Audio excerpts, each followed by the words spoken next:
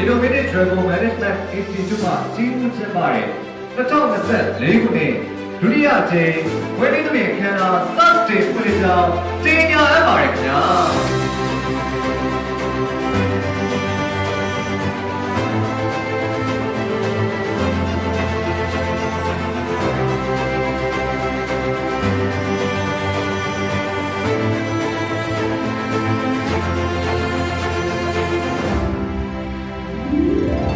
ဝဲရမောင်လေးတို့အနေနဲ့ personal development နဲ့ career development တွေကို self grading ဆက်လက်ပြုလုပ်ဖို့ရတယ်ထပ်မံပြီးတော့ကျွန်မကတိုက်တွန်းပါတယ်ကိုတင်ရောဆရာဆရာမကြီးတွေရောတင်ကြားပြသမှုတွေရောအားလုံးတောင်းတာဖြစ်တဲ့အတွက်ကျွန်မအနေနဲ့ကတော့9ကိုပြီးပါတယ်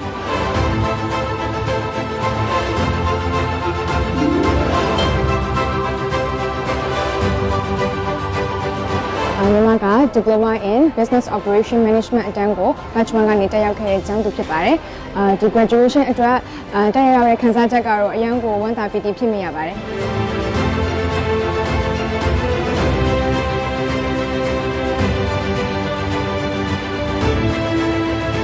လူမှာဝဲရမောင်ငယ်များအတွက်